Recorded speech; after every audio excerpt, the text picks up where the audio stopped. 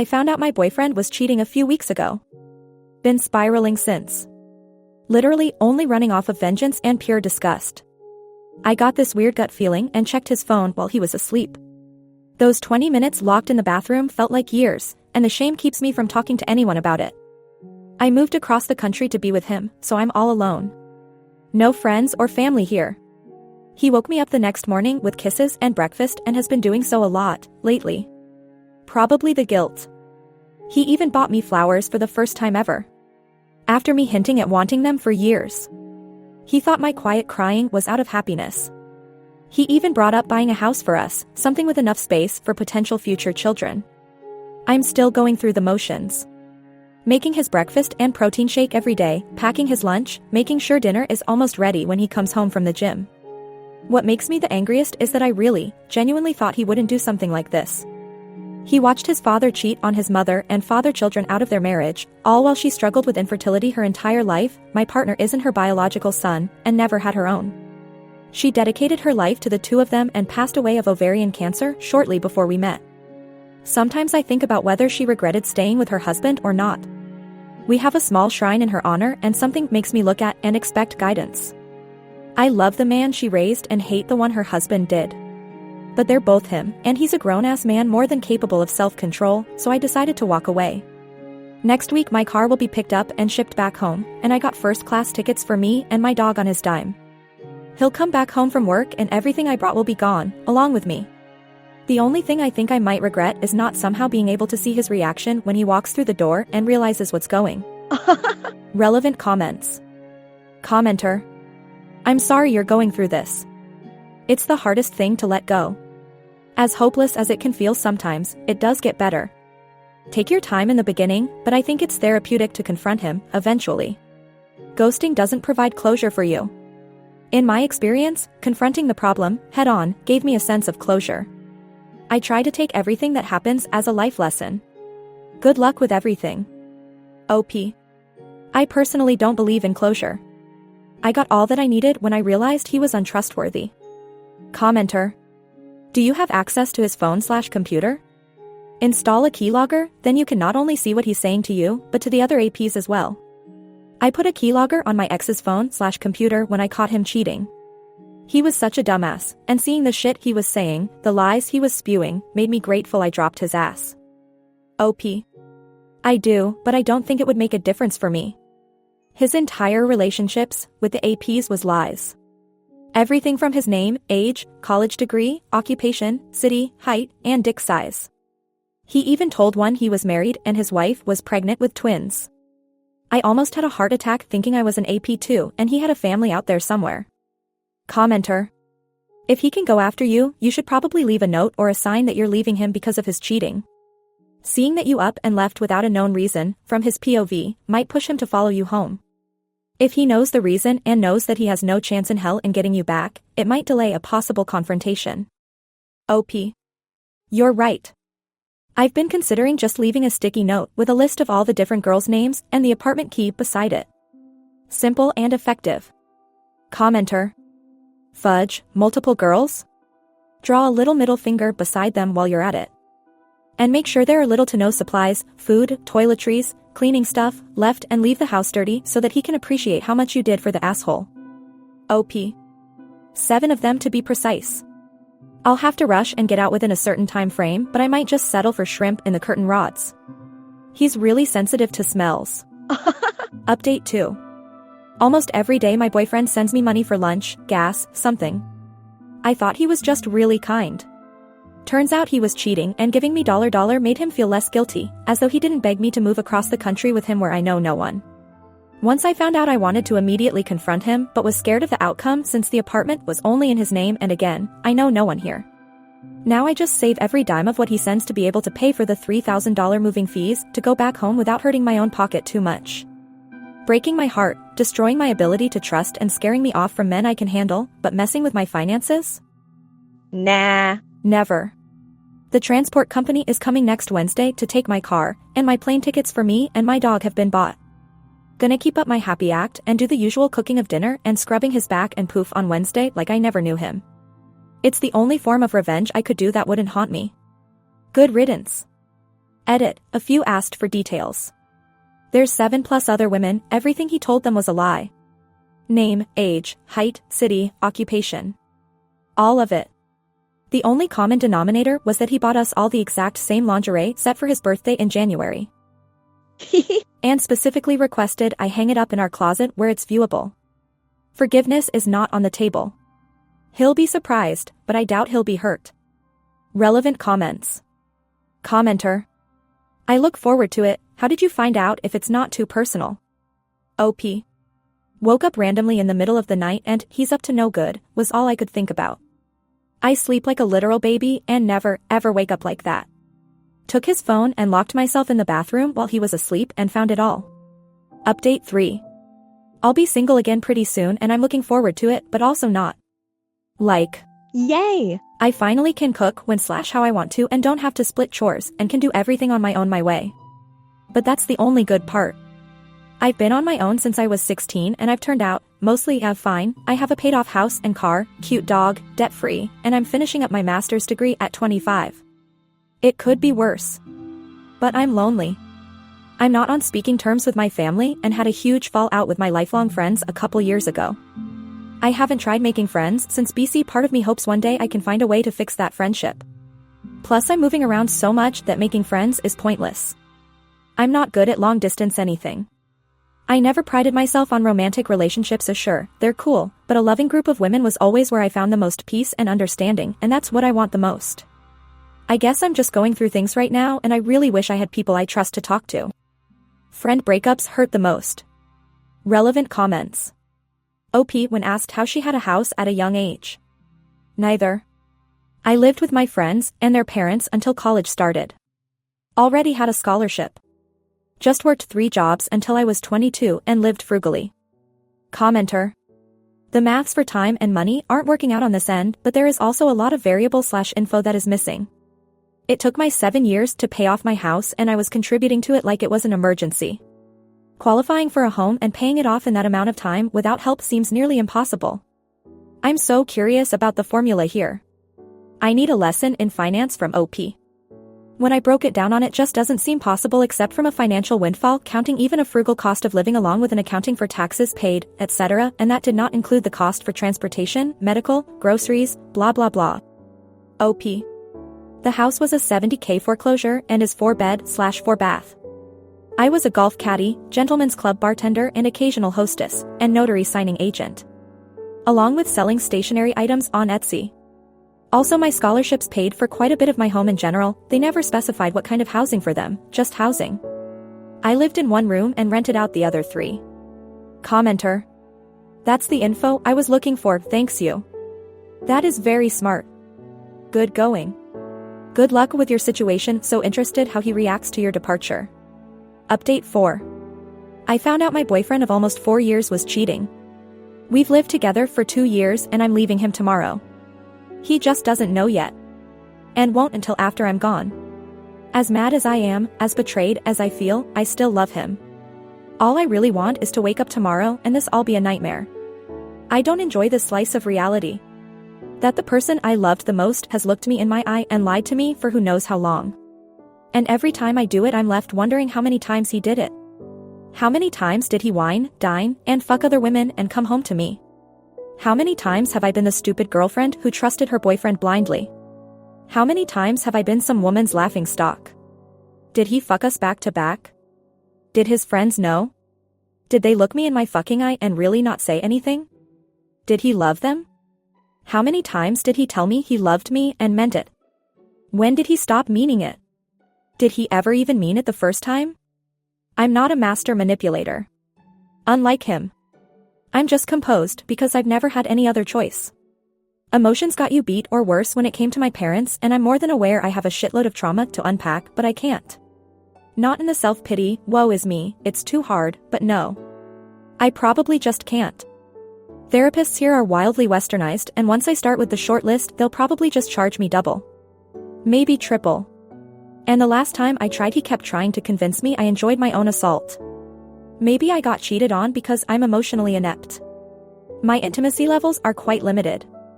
The few times he asked about my childhood, I either A, brushed him off, or B, told him one thing I thought wasn't that bad, and he was so shocked I held out on the actually bad parts.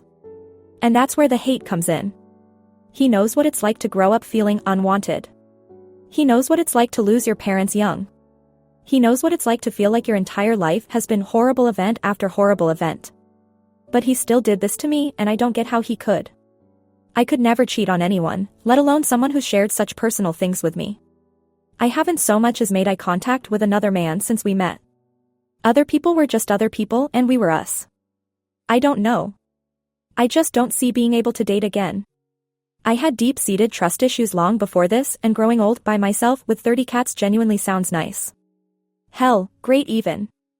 At least I won't always be wondering when the betrayal will come. Update 5.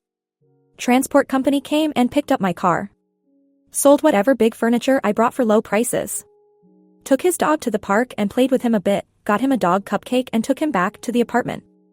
Movers started coming for the rest of my stuff, and I hadn't prepared for our property manager, thinking we were both moving out and we hadn't given them the required vacancy notice. She came to talk to me right as my Uber was coming, and I told her what was going. Unfortunately, they had already called him BC, only his name on the lease. He's called and texted me a few times, but I haven't replied. His workday won't be over for a couple of more hours. I left my apartment keys, and anything he's ever bought for me that I hadn't sold already. Didn't feel like taking that stuff with me. While packing, I remembered we bought a pet camera that shoots treats on the entertainment center and turned it back on. I promised myself I'll disconnect from it by midnight tomorrow, but I have my own predictions about how he'll react, and I just gotta know for sure. Yeah, it's fucked up. Sue me. I actually forgot to leave a note and was running out of time before my Uber came and just left the lingerie said he was so obsessed with on the bed. He'll figure it out eventually. Or not. I'm at the airport now with my dog and just waiting on my flight. I wish I could say that I feel free, but I don't. Just tired. Thank you all for the well wishes, and thank you more to all of the other women who reached out with similar stories. I think I might have caved and stayed if you all hadn't. Relevant comments. Commenter. What did he say on the text when they informed him that things were being moved out? OP. Just that he got a call from property management and asked if I ordered something big and if anything was going on. Update 6. Update, I turned it on for about 10 minutes after I got back to my home and unpacked. He wasn't there, but everything was a mess. There was a hole in the wall, furniture flipped over, papers everywhere, the kitchen looked like a tornado went through it. I deleted all of my other social media accounts but didn't block his number. The first 2 days he called me over 200 times. Lots of novel-ass text messages and him admitting to some shit I didn't even know about yet. Quite a few calls from his dad and friends too. I didn't reply to any of them. Last update found. Update 7. Even though I have seen messages asking about an update, I didn't think anyone actually wanted one. Life just came full circle and I saw my posts on my TikTok, For You, literally, page. Just a few things. I mentioned in a comment that I think his dad was the reason his mom passed, not in the straight-up K-lure way, but the, I cheated so much and gave my wife an STD that lead to her getting HPV, and since I didn't allow her to get medical treatment she ended up infertile with cervical cancer ***, I misspoke and said ovarian, and died, way. Of course no one will ever know that for sure, but I doubt it helped any. My ex had always claimed he did not respect his father, he is their bio-nephew, not son, as a man due to it. When I found out he was cheating, forgiving him was never an option because I have no interest in following in his mom's footsteps. I did not have any signs, besides that a few months and he locked down his social media BC he didn't want to get passed up on a promotion due to politics. I did ghost everyone we mutually knew for a month or two until I figured out who I could and couldn't trust to not just tell him my new socials/phone number/address. I never blocked his number, but I never replied to any texts or calls. They eventually died out 2 or so months later. He ended up finding out anyway and I moved again, out of state this time. At the last place he showed up at 7 a.m. and I saw him on my Ring doorbell looking around and showing my photo to people. One of my dumbass neighbors confirmed I lived there, down to my dog's name, and he kept coming every day after that. I kept Finder letters addressed to me that were obviously from him. They said a lot of things I didn't know, but nothing that could ever make me move past what he did. I moved before I ever saw him face to face. A few of his friends reached out after my second move telling me about some erratic behavior of his going on, but I ignored them too. Not my man, not my problem. I've been asked on some dates, but no thanks. I'm too fragile and trusting for the fucked up morals some of these men have. There's nothing about being in a relationship I miss. I know I'm probably supposed to say that I hope he gets the help he needs and finds happiness, but I don't. I'll have lifelong trauma from what he did, so at the least he can have lifelong regrets. Edit, I did get tested again and did test positive for trick, which I did not know existed beforehand. All cleared up now though. I never did reach out to the other women, mostly because they used our relationship to bond. They all knew he had a girlfriend, and some he lied and said we were married. 3 of the other women were in committed relationships as well, so whoever social media I could find I did message their boyfriends/husbands. Update 8.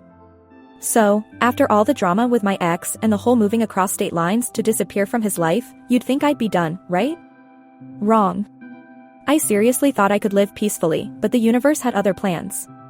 The past month? A roller coaster. I didn't plan to come back with another update, but some things happened, and now I just need to get it off my chest. First off, he found me. Again. I know, how the hell does this guy keep finding you? Well, turns out, he's been relentless. He hired a private investigator to track me down. I almost want to be impressed with the dedication if it wasn't borderline psychotic. When I saw him at my new place, yes, again, I felt my blood turn to ice. Like, how is this real life? I did the smart thing and called the cops, but by the time they arrived, he had already bailed. But the damage was done. He had seen me. This time, he didn't leave creepy love letters or flip furniture. No, this time, he left something far worse. He posted a picture of us from years ago on social media, tagging me, saying he just wants to talk. I didn't even know he still had that picture. The post blew up, people from our past started reaching out, and now I feel like I'm living in a freaking fishbowl. My phone blew up, friends from college, people I hadn't spoken to in years, all trying to figure out what's going on. They don't know the full story, just that I vanished, and now here's this nostalgic, emotional post from him like we're some tragic love story. I'm so over it. I shut down my social media for good this time. No more lurking. No more trying to stay one step ahead. But here's where things get even weirder. A few days after the social media explosion, one of his friends, someone I thought was totally on his side, reached out to me. Let's call him Mike. Mike tells me that after I left, things got really bad with my ex. Like, bad enough that he got fired from his job because he was drinking on the clock. The company caught wind of his erratic behavior, his exact words, and didn't want the drama. Mike said that my ex is spiraling. He's drinking every day, calling people at all hours, and obsessively trying to find me. Apparently, this PI business wasn't a one-time deal. He's been at it for months, wasting his money and sanity trying to fix things. Part of me feels sorry for him, but the other part? The bigger part? I'm pissed. How dare he still invade my life after everything? And now his friends are trying to guilt-trip me into talking to him, saying it would give him closure. Closure? Closure is what I left in that messy apartment when I disappeared without a trace. I don't owe him anything. Anyway, I told Mike to back off. I'm not getting sucked into this drama again, and I refuse to be some twisted lifeline for someone who wrecked my life. So now, here I am, once again trying to settle into a new normal. I found a lawyer this time just in case he doesn't get the hint. I'm not messing around anymore. The next time he shows up, it won't be a simple police call. I've got legal paperwork ready to go. I'll take out a restraining order if I have to, but honestly, I hope it doesn't come to that. I just want to move on with my life. But something in the back of my mind keeps nagging at me. It's like, how much more can this guy unravel? How much further will he go before he breaks? And will I be there to witness it, or will I be forced to move again, change my name, and go fully witness protection mode just to escape? I'm tired, y'all. So tired. But if he thinks he's going to break me, he's wrong. I'm still standing. I'm still moving forward. He's the one stuck in the past, not me. The scary part is, I don't think he realizes that yet. I don't know what's next. Maybe this is the end of it, or maybe it's just another chapter in this insane saga. Either way, I'll be ready. I have to be. Because one thing is for sure, this isn't over. Not by a long shot. Relevant comments commenter, I can't believe he tracked you down like that. Is there any way you can protect yourself further? I'm scared for you. OP, honestly, I'm freaked out too, but I'm working on tightening security, getting cameras, updating my locks, all of it. I'm also considering a restraining order, but I've heard mixed things about whether they actually help. I won't let him control my life, though. That's for sure.